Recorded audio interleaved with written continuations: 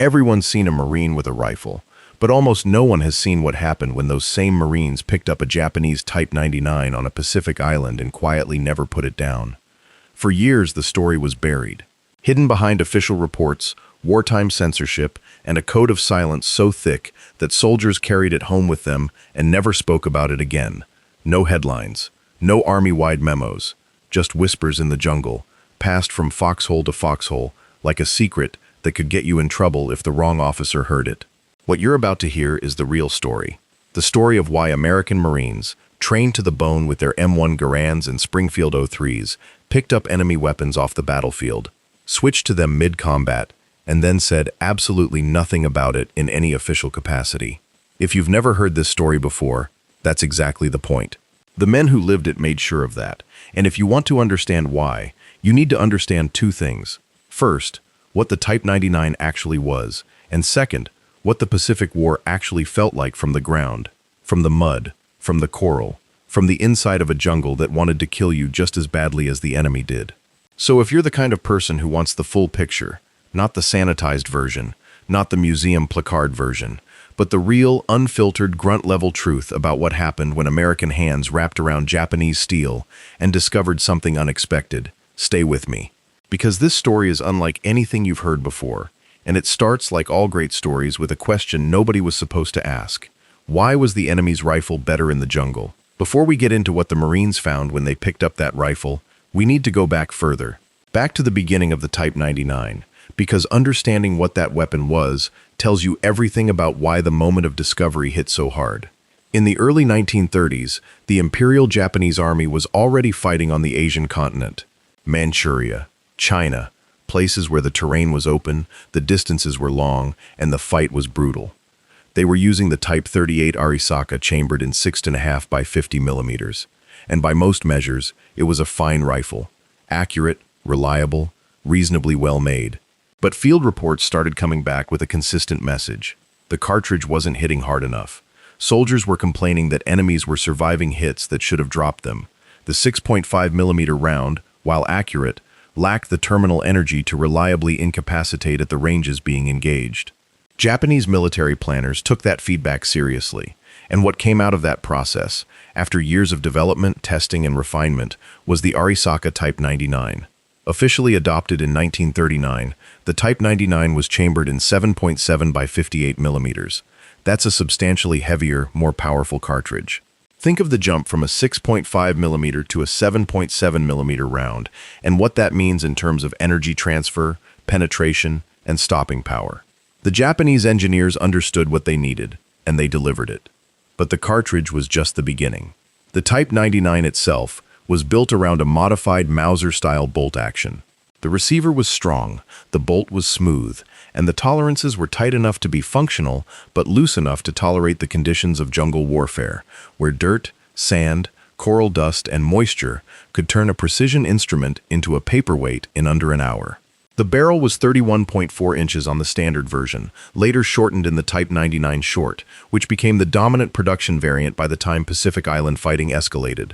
That shorter barrel didn't sacrifice much in terms of velocity, but it made the weapon dramatically more manageable in dense terrain. Shorter barrel meant easier movement through foliage. Faster target acquisition when the trees were 6 inches from your face. More practical when you were not standing in a field, but crawling through a tunnel or fighting inside a bunker. The rifle also came equipped with a folding monopod under the barrel, a feature that drew a lot of ridicule from American observers at the time. They thought it was unnecessary, overcomplicated, a pointless add-on. Those same observers hadn't tried to hold a 9-pound rifle steady for 3 hours in a prone position on a hillside in 95-degree heat with 100% humidity soaking through everything they wore. The monopod wasn't a gimmick. It was a practical solution to a real problem that the men designing the weapon understood because they had talked to the men actually fighting. The Type 99 also included anti-aircraft sights, which again got laughed at by American analysts. You're not going to shoot down a Zero with a bolt-action rifle. That's true. But the principle behind those sights, the ability to calculate lead angle on a moving target, was actually useful in certain ambush scenarios where fast-moving targets were coming through narrow corridors. It wasn't as absurd as it looked. And then there was the muzzle brake on some variants. Recoil management on a 7.7 millimeter rifle was real. That cartridge kicks. The muzzle brake helped. Marines who fired it noticed that immediately. Now here's where the story gets complicated, and it's important to be honest about this. Production quality of the Type 99 varied dramatically across the war. Early war rifles, the ones made in 1939, 1940, and 1941, were exceptional pieces of engineering. Fit and finish were outstanding. The steel was properly heat-treated, the wood was well seasoned, the actions were smooth and reliable. These were the rifles made when Japanese industry was running at full capacity, when skilled workers still had time to do their jobs properly, and when raw materials were available in sufficient quantity.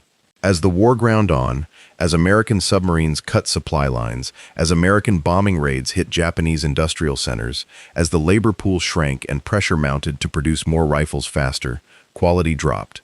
Late war rifles, made in 1944 and 1945, were often rough.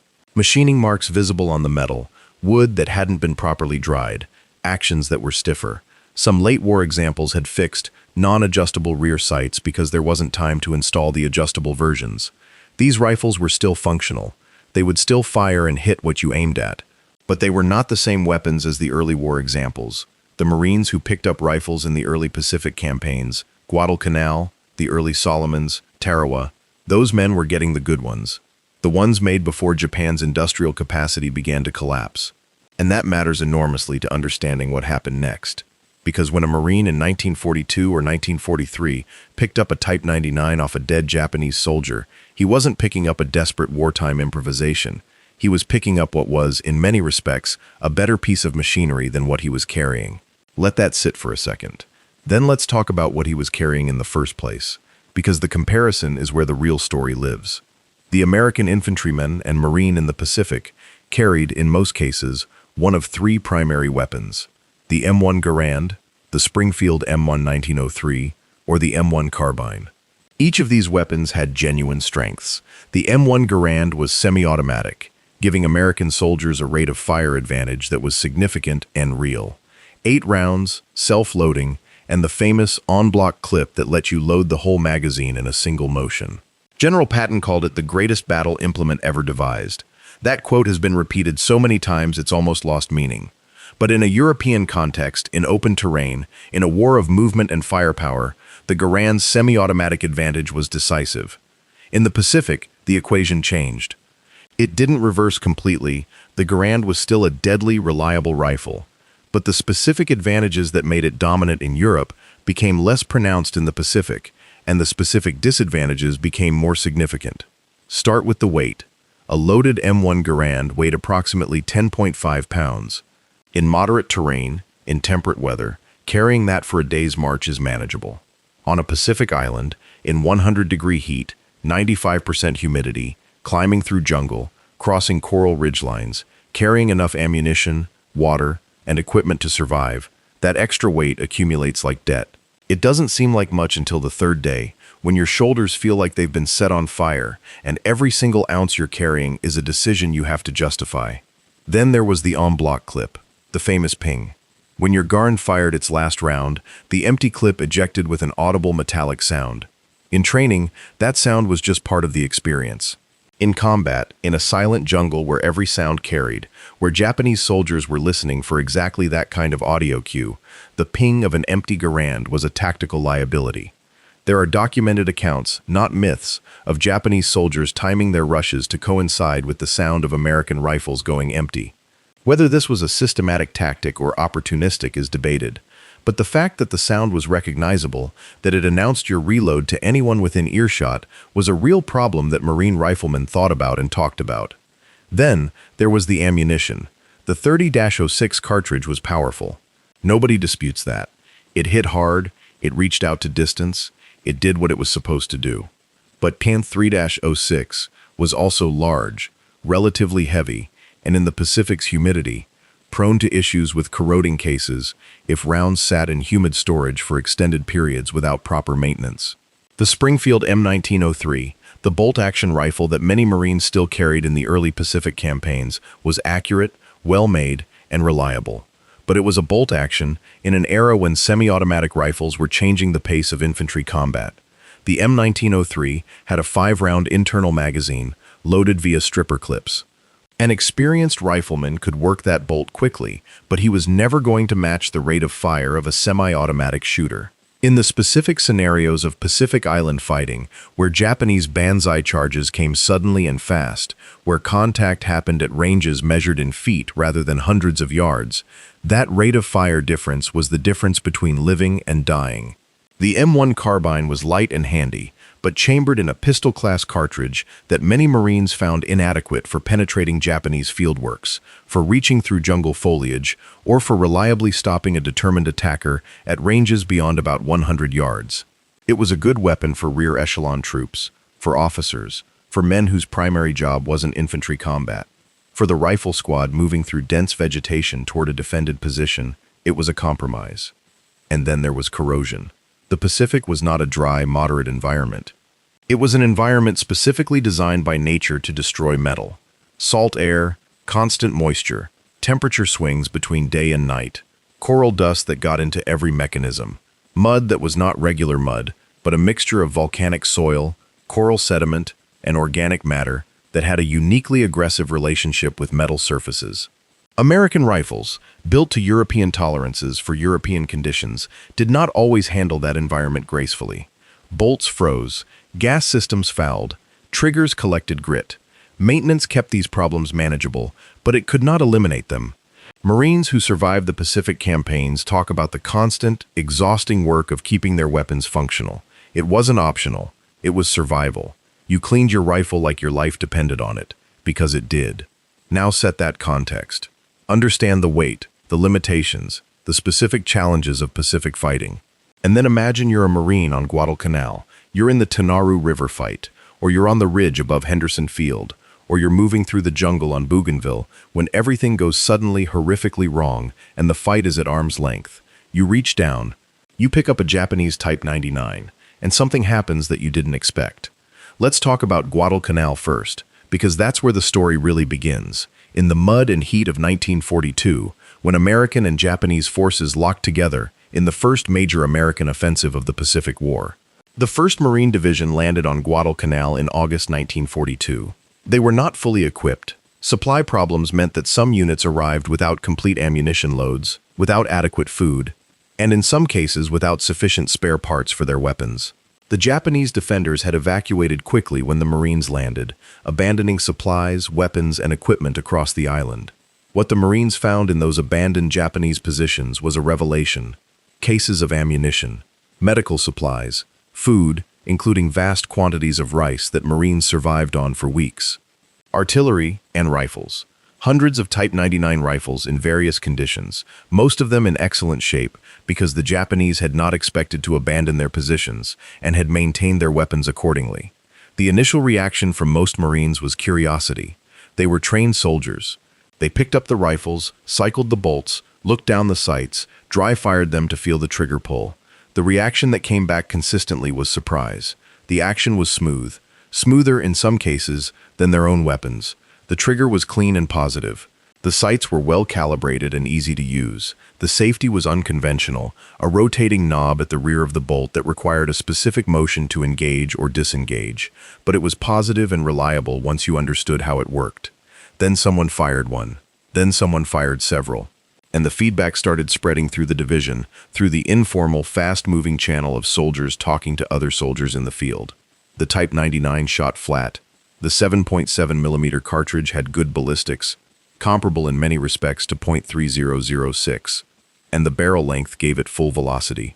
At the distances where most jungle fighting happened, inside 200 yards, often inside 100 yards, the trajectory was effectively flat and required no holdover. The recoil was manageable. Not light, because 7.7mm is a real cartridge, but controllable, and without the sharp, distracting snap that some Marines associated with their own rifles in rapid fire. The weight was less than a Garand. That mattered. And then Marines started taking them into combat, not as replacements, not as official equipment, but as supplementary weapons. A Marine who'd captured a Type 99 might carry it instead of his Springfield for a particular patrol. Might trade his Garand to a friend and carry the Type 99 for a week to see how it felt in real use. And what those Marines found was specific, practical, and deeply inconvenient from an institutional standpoint. The Type 99 in the jungle was better in certain specific and critical ways. The shorter barrel model was easier to move through dense vegetation. You could carry it muzzle down and still shoulder it rapidly for a snapshot. The bolt action, while slower in sustained rate of fire than the Garand semi-automatic, was quieter in operation. In an ambush situation, in a scenario where sound discipline was critical, operating a bolt-action rifle generated less noise than the mechanical cycling of a semi-automatic. That mattered. In night fighting, when visibility was near zero and sound was your primary tactical sense, every mechanical noise you made was a liability. Japanese snipers and scouts were extraordinarily good at locating Americans by sound. The quieter operation of the Type 99's bolt action actually represented a tactical advantage in certain scenarios. The round itself penetrated Japanese fieldworks better than the M1 carbine round and comparably to 30-06. And captured Japanese ammunition was available in significant quantities throughout the campaign. This is the part that surprises people when they hear it for the first time. The ammunition supply issue is often cited as the primary reason not to use captured weapons. You can't rely on a steady supply of enemy ammunition. That's true in most scenarios, but Guadalcanal was not most scenarios. The Marines had captured enormous quantities of Japanese ammunition, along with the weapons, cases and cases of 7.7mm rounds, properly sealed, properly stored, and in serviceable condition. For a Marine who had just watched his supply sergeant tell him there was no resupply expected for the next 3 days, a case of captured Japanese ammunition was not a liability. It was a lifeline. And so men started switching, quietly, informally, without telling their officers, without writing anything down, without making any kind of official request or report. They just picked up the rifle, checked the ammunition supply, and carried it into the next fight. Now here's the part of the story that requires some careful thinking, because it wasn't just about the physical qualities of the weapon. It was about the psychology of the situation and the specific institutional pressures that made reporting this observation not just unlikely, but actively dangerous for any Marine who tried. Think about what it means to tell your commanding officer that the enemy's rifle is better than yours. In the middle of a war, with active combat operations ongoing, with an entire institutional apparatus built around the M1 Garand and the 30-06 cartridge, with procurement contracts, training pipelines, and doctrinal manuals all synchronized around American weapons, to stand up and say, hey, the Japanese rifle we're capturing is actually superior for our operating environment, was not just a controversial statement. It was, in the minds of many officers, close to an act of disloyalty.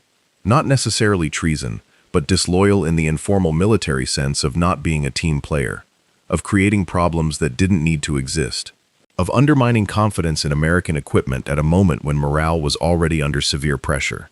There were also very practical concerns. American and Japanese forces were fighting in close proximity. Marines wearing American uniforms carrying Japanese weapons created an identification problem that could get you killed by your own side. Friendly fire was already a serious issue in the jungle fighting of the Pacific. Visual identification at short range was genuinely difficult, and the silhouette of a Marine holding a Type 99 was, from a distance, uncomfortably similar to the silhouette of a Japanese soldier with the same weapon. The risk was real. There were at least several cases, poorly documented but referenced in contemporary accounts, of Marines being challenged by their own units because they were carrying captured Japanese weapons.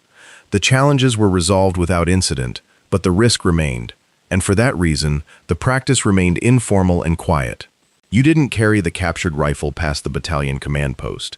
You didn't bring it to an inspection.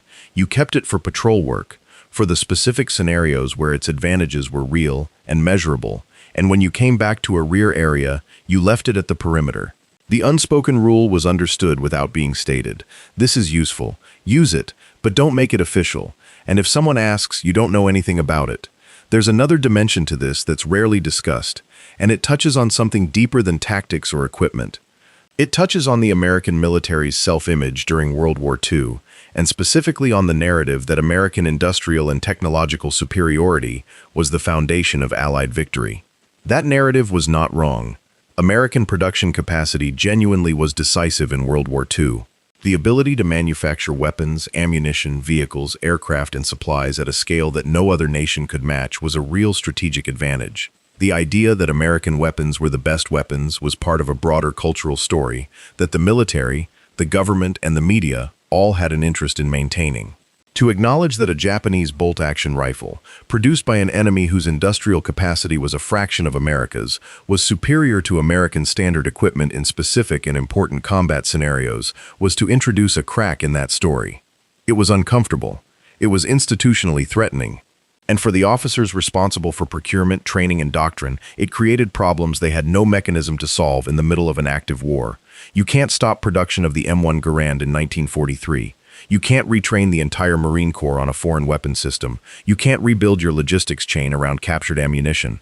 Even if the tactical observation was valid, the institutional response was paralysis, and so the observation was suppressed.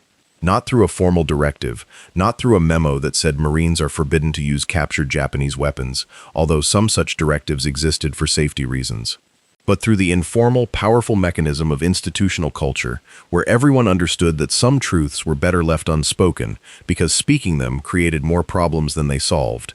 The men who picked up those rifles understood this implicitly. They were not naive. They knew the institution they were part of. They knew what happened to officers who brought bad news to commanders who didn't want to hear it. They knew that the informal economy of military life rewarded team players and punished troublemakers. And so they stayed quiet. They kept using the rifle when it helped them stay alive, and they never put it in a report. Let's now go deeper into the specific tactical scenarios where the Type 99 advantage was most clearly felt, because this isn't just a general claim. The advantages and disadvantages were specific, situational, and connected to the particular nature of Pacific Island fighting in ways that anyone who wasn't there would not immediately understand. Night fighting was the area where the difference was most acutely felt. Japanese forces were extraordinarily skilled at night operations. They had trained extensively for it. Their tactics emphasized stealth, infiltration, and close combat.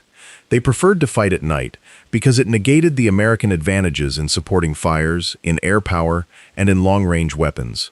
And they were very, very good at it.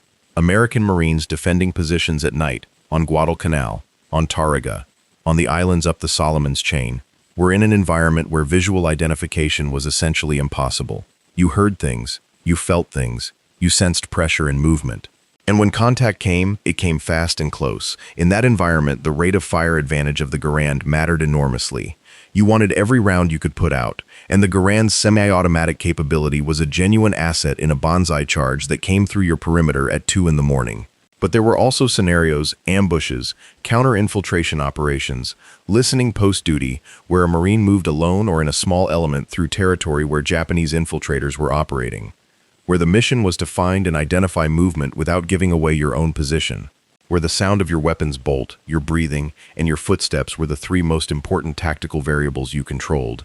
In those scenarios, a bolt-action rifle was not a disadvantage, it was an asset.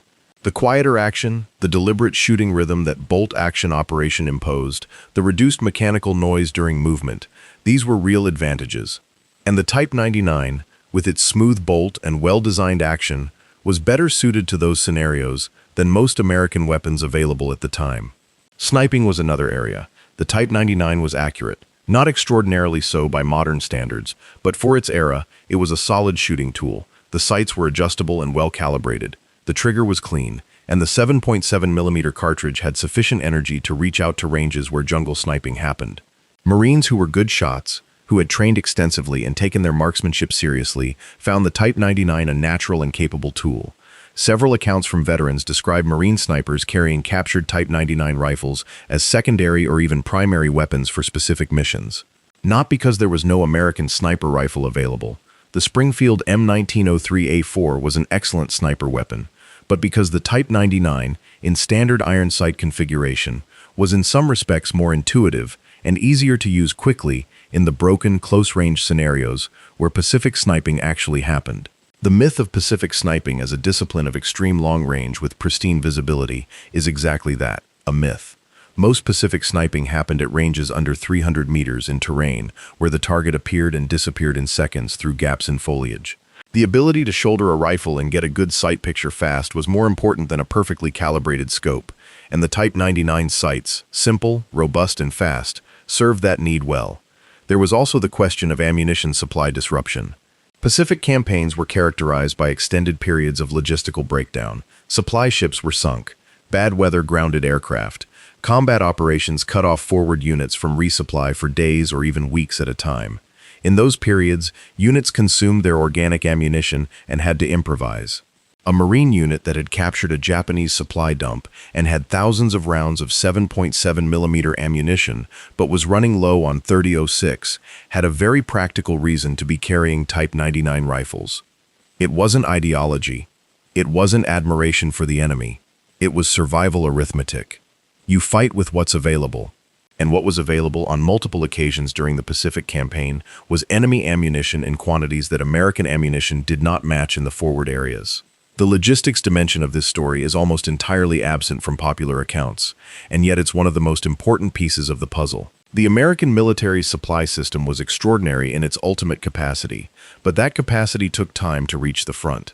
In the meantime, the men at the sharp end used what they had. Now let's address the metallurgy question, because it comes up every time this story is discussed, and it deserves a direct, accurate treatment. The claim that Type 99 rifles were inferior in steel quality is accurate for late war examples and demonstrably false for early war examples.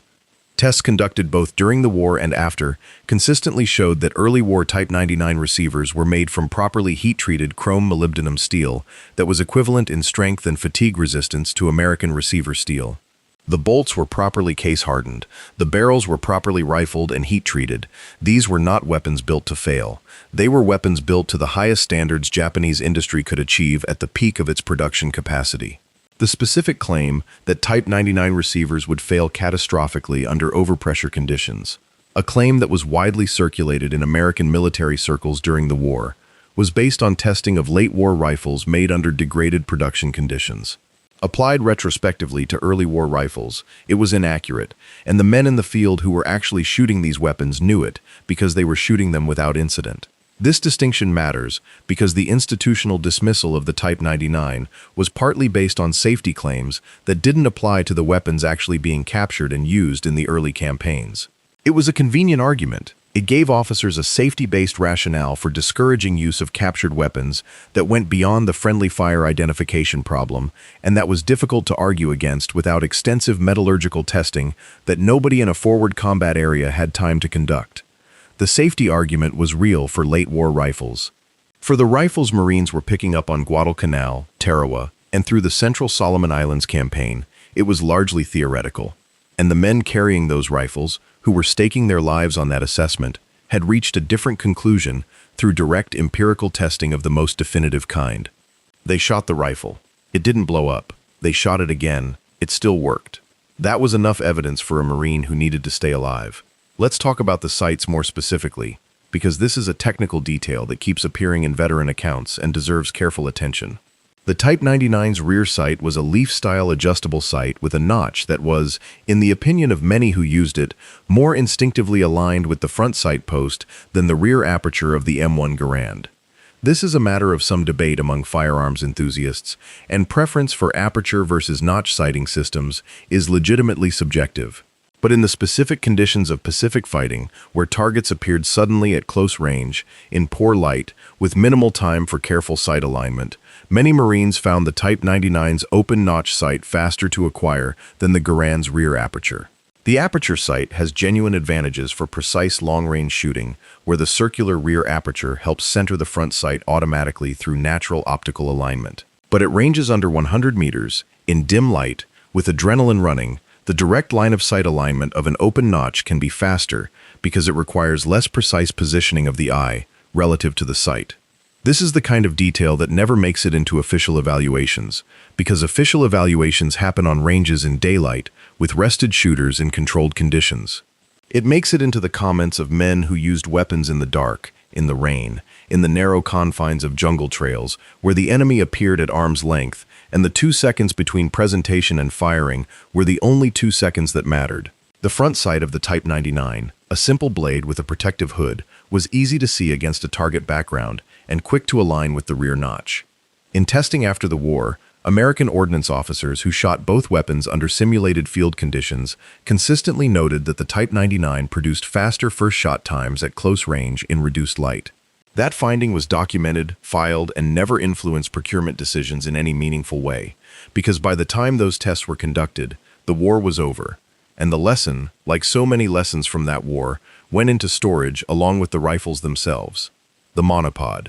Let's spend time on this because it represents one of the most significant perceptual mistakes American military analysts made when evaluating the Type 99, and it illustrates a broader truth about how preconceptions shape weapons evaluation. When American analysts first examined the Type 99, the monopod, the small folding bipod-style support under the barrel, was widely mocked. American doctrine had not incorporated prone support devices into standard infantry rifles. The cultural assumption was that such devices were either for machine guns or for weak-wristed shooters who couldn't hold their weapons steady. That assumption was wrong, and the men in the field who used the monopod knew it. In the Pacific, the primary fighting positions were prone or semi-prone. You were in the dirt. You were behind cover. You were shooting from the ground, across ranges where precise shot placement was the difference between hitting and missing a target that might only expose itself for a fraction of a second. In that environment, anything that stabilized your weapon, anything that reduced the wobble between your tired, dehydrated, heat-exhausted muscles and the barrel of your rifle, was a tactical asset. The monopod was not about weakness. It was about precision and endurance. A Marine who had been lying in a fighting position for 8 hours, who hadn't slept properly in 3 days, who was running on insufficient calories and too much adrenaline, was not shooting with the steady platform of a well-rested man on a target range.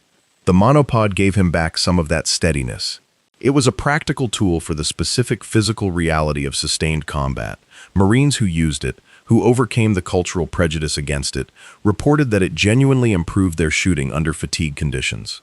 And fatigue conditions were not the exception in Pacific combat. They were the constant baseline. The rifle also included anti-aircraft sights, those folding wings that could be raised to provide a lead calculation framework for shots at fast-moving aerial targets. American analysis dismissed these as irrelevant because no infantry rifle was going to effectively engage aircraft. That was true in a strategic sense, but in a tactical sense, those same sight wings provided a useful reference for leading fast-moving targets moving laterally across a field of view at close range.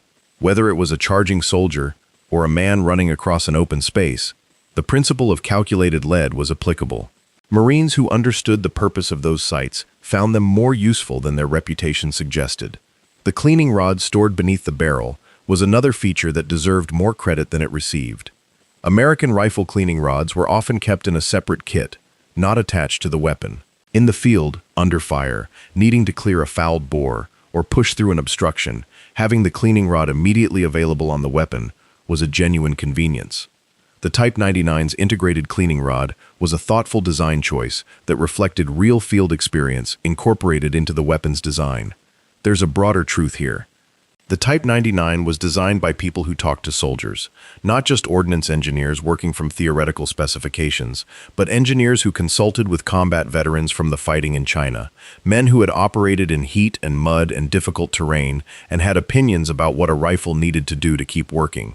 The weapon reflected that input. Its features were not random. They were responses to documented field problems.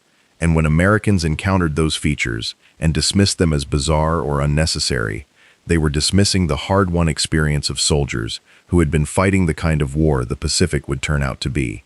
That dismissal was a mistake, not a catastrophic one. American Marines won the Pacific campaign regardless, but it was a mistake that cost lives in ways that are impossible to quantify precisely, but very easy to understand in principle.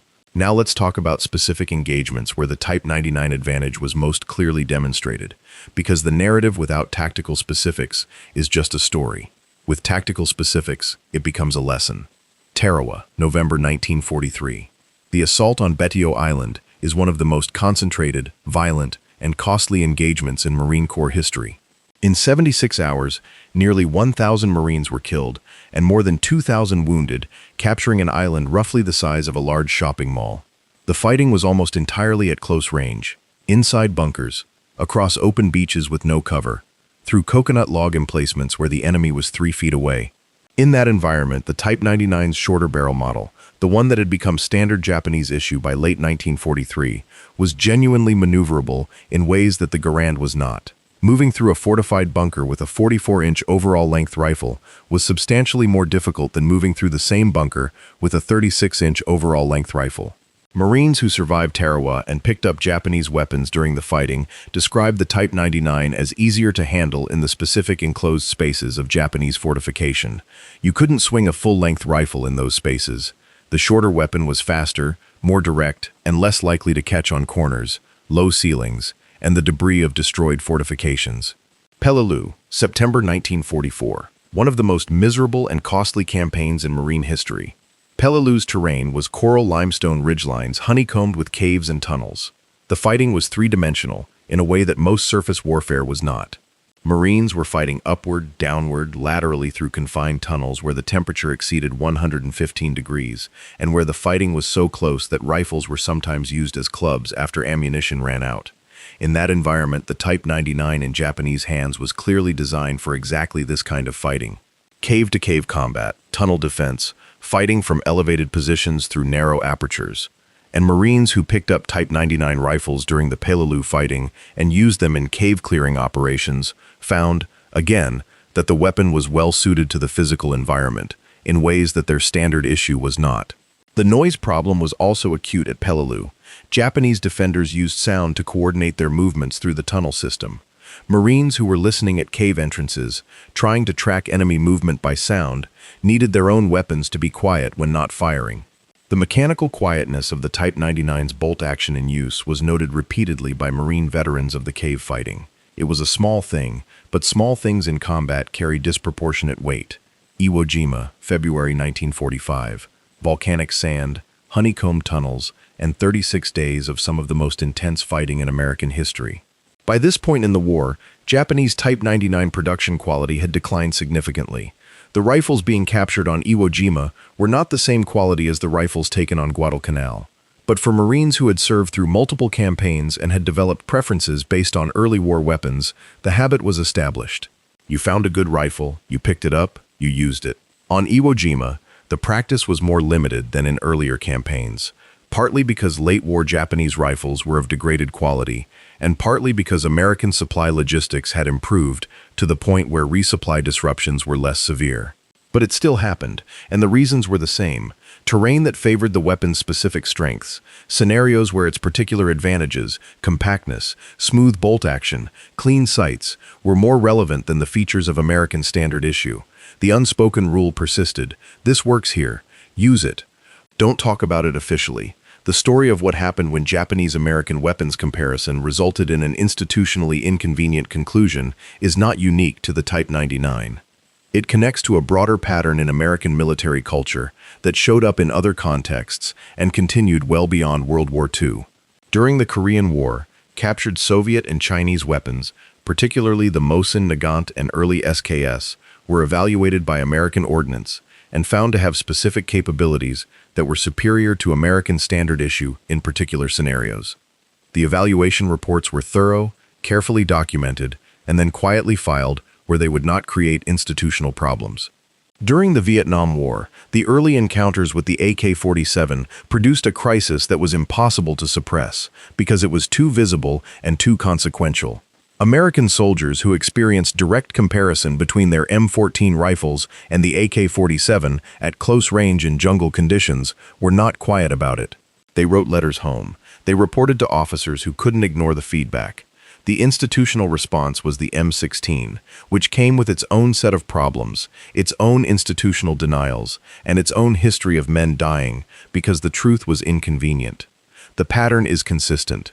When the institutional answer and the tactical reality diverge, the tactical reality eventually wins, but the gap between recognition and action is filled with silence, with quietly solved problems, and with men who carry the truth in their experience and say nothing official about it, because they understand that the institution is not ready to hear it. The Type 99 story is the early chapter of that pattern. It's the version where American Marines in 1942 discovered something that the institution couldn't acknowledge, built an informal practice around using it, and carried that practice through multiple campaigns without ever bringing it into the light of official documentation. They weren't disloyal. They weren't undermining the war effort. They were practical men doing practical things to stay alive, and they understood the difference between what was true in the field and what was appropriate to put in a report. There's something almost perfectly human about that calculation, something that transcends the specific context of World War II and speaks to the way institutions and individuals have always negotiated the gap between official reality and lived experience. The Marine who picked up the Type 99 and carried it through the jungle without reporting it was not a rebel. He was not an ideologue, he was a pragmatist who had made a calculation that the system around him was not equipped to process the truth he had discovered, and who had decided that his survival was more important than forcing that conversation. He was right on both counts. The system was not equipped to process it, and his survival was more important. The story of those rifles, the ones that were carried in silence and laid down before the command post and picked up again the next day and never officially acknowledged, is a story about the gap between institutional reality and lived truth. It's a story that repeats itself across military history, across organizational history, across any large institution that moves too slowly to keep up with the information its people are generating every day in the field. The men who knew what those rifles could do, who felt it in their hands and saw it in their results, carried that knowledge privately. They brought it home, those who came home, and it became part of the texture of their experience. Not a secret exactly, not something they were ashamed of, just something they understood the institution wasn't ready to talk about. And in the absence of official documentation, in the absence of after-action reports and procurement reviews and weapons evaluation boards, the story lived in the only place it could live. In the memory of the men who were there, in the conversations they had with other veterans who nodded and understood immediately because they had been there too, in the rare cases where someone